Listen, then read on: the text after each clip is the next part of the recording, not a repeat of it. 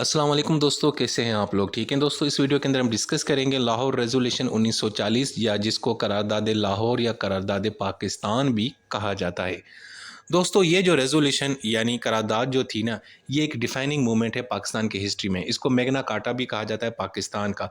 मुस्लिम league का ना लाहौर के अंदर एक सेशन होता है जिसमें ये करारदाद पेश की जाती है और इसमें फॉर्मली पहली मर्तबा डिमांड किया जाता है कि भाई मुसलमानों के लिए एक अलग वतन हो जहाँ पे मुसलमान सियासी तौर पे, समाजी तौर पे, माशी तौर पे और मजहबी तौर पे अपनी आज़ादी से ज़िंदगी गुजार सकें। सो ये बहुत ही अहम एक यानी कि एक स्टेप था पाकिस्तान के बनने के लिए, यानी कि पाकिस्तान के क्रिएशन के अंदर लाहौर रेजोल्यूशन का सबसे अहम किरदार है। तो जनाब होता ये है कि 22 मार्च से लेकर 24 मार्च 1940 में लाहौर के अंदर जो है ना मुस्लिम लीग का एक सेशन बुलाया जाता है मिंटो पार्क के अंदर, जिसको आजकल इकबाल पार्क भी कहा जाता है। ये जो सेशन था ये 3 दिन तक चला और इसकी जो सदारत थी वो कायद-ए-आज़म मोहम्मद अली जिन्ना ने की और हमारे बंगाल के जो मुसलमान लीडर थे ए के फजल हक ने, उन्होंने ये रेजोल्यूशन पेश किया था और बहुत सारे बड़े मुस्लिम लीडर्स ने उसको सपोर्ट किया, जिसमें चौधरी खलीकुज़्ज़मान थे यूपी से, ज़फ़र अली ख़ान पंजाब से थे, सरदार औरंगज़ेब थे NWFP से, और कश्मीर से पीर ज़ियाउद्दीन और सिंध से सर अब्दुल्ला हारून साहब। अच्छा जी, शुरू में तो इसको ना लाहौर रेज़ोल्यूशन का नाम दिया गया, बाद में इसको पाकिस्तान रेज़ोल्यूशन भी कहा गया। अब ये जो रेज़ोल्यूशन है ना, ये एक एक 9 लोगों की एक सब कमेटी बनाई गई थी मुस्लिम लीग की, जिन्होंने इसको तैयार किया और इसको अप्रूव किया। और इस जो है ना रेज़ोल्यूशन के ज़रिए कहा गया कि मुसलमानों को अब एक सेपरेट मुल्क की ज़रूरत है। अच्छा जी, इस लाहौर रेज़ोल्यूशन का जो उर्दू का जो ट्रांसलेशन था वो मौलाना ज़फ़र अली ख़ान साहब ने कहा था। तो कहने का मतलब है ये रेज़ोल्यूशन आगे चलकर पाकिस्तान की जो है ना क्रिएशन में एक फाउंडेशन का काम किया, यानी ये रेज़ोल्यूशन ही था जिसकी वजह से पाकिस्तान वजूद में आया। अब इसके हम देखेंगे की पॉइंट्स क्या थे रेज़ोल्यूशन के। सबसे पहले तो 1935 गवर्नमेंट ऑफ इंडिया एक्ट जो था ना, उसको उन्होंने मुस्तरद किया इस रेज़ोल्यूशन के ज़रिए। उसने कहा यहाँ पे जो फेडरेशन स्कीम जो अंग्रेज़ों ने मुतारिफ़ करवाई है ना, वो बिल्कुल किसी काम की नहीं है, वो सूटेबल नहीं है और अनवर्केबल है। मुसलमानों को इससे कोई भी फ़ायदा नहीं हो रहा बल्कि नुकसान ही हो रहा है। दूसरा उन्होंने ये कहा कि जहाँ पे मुस्लिम मेजॉरिटी एरियाज़ है ना, northern, western and eastern zone के अंदर, उनको ग्रुप बना के इंडिपेंडेंट स्टेट्स बनाया जाए। यहाँ पे याद रखिएगा, लफ्ज़ स्टेट्स का जिक्र है, स्टेट का नहीं है, यानी कि मुख्तलिफ आज़ाद रियासतें बनाई जाए।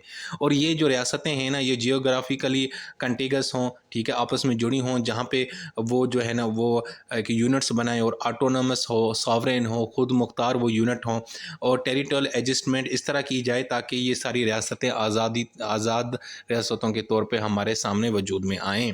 अच्छा जी, उसके बाद उन्होंने कहा सेफ़ गार्ड फॉर माइनॉरिटीज़, यानी कि जहाँ पे मुसलमान जिन सूबों में मेजॉरिटी में हैं, वहाँ पे जो कॉन्स्टिट्यूशन है उसके अंदर ऐसी प्रोविज़न डाली जाएँ ताकि उनको प्रोटेक्शन दिया जाए, और इसी तरीके से जहाँ पे मुसलमान जिन इलाकों में माइनॉरिटीज़ में हैं, वहाँ पे भी मुसलमानों को प्रोटेक्शन दी जाए।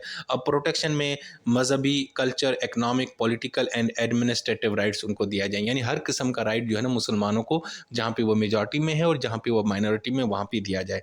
इसके अलावा जनाब इन्होंने ये कहा कि जो वर्किंग कमेटी थी ना मुस्लिम लीग की, उसको ये पावर दी गई कि वो जनाब कॉन्स्टिट्यूशन बनाए उन रीजन्स का, यानी जहाँ पे मुसलमान मेजॉरिटी में है उन रीजन्स के लिए कॉन्स्टिट्यूशन बनाया जाए, ठीक है। और वो जो रीजन्स है ना, वो आगे चल के फुल पावर उनको मिलेगी, और खुसूसन डिफेंस, एक्सटर्नल अफेयर्स और कम्युनिकेशन और कस्टम, ये सारे मामला फिर आगे चल के ये सूबे देखेंगे जहाँ पे मुसलमानों की मेजॉरिटी होगी।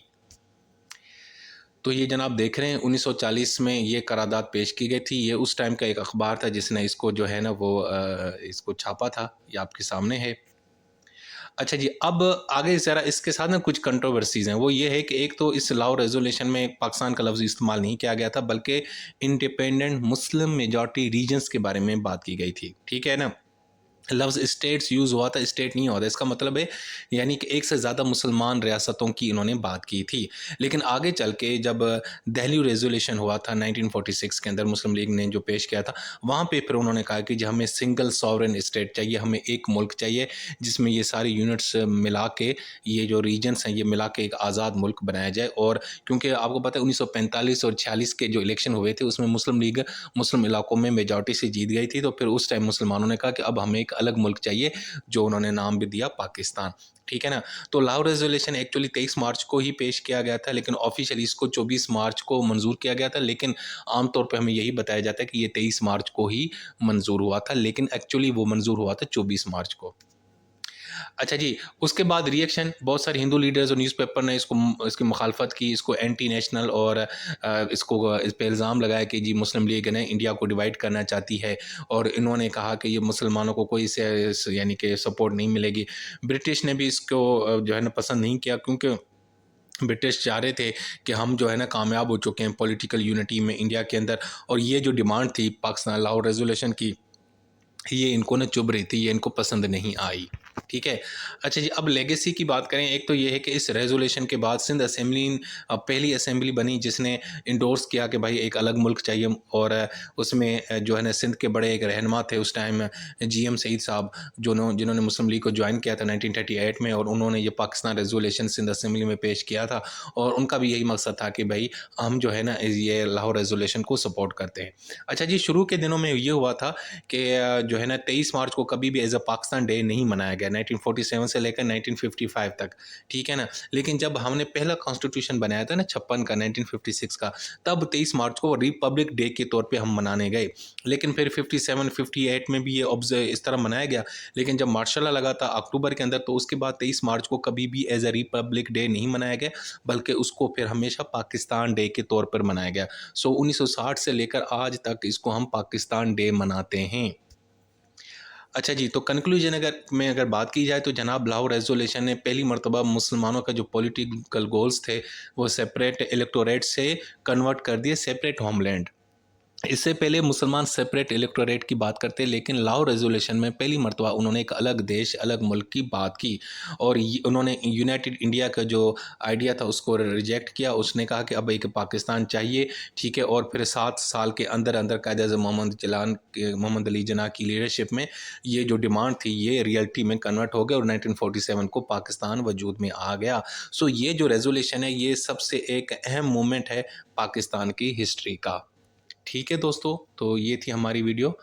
मैंने आपको इस वीडियो में आसान अल्फाजों में लाहौर रेज़ोल्यूशन करारदाद लाहौर के बारे में समझाने की कोशिश की है।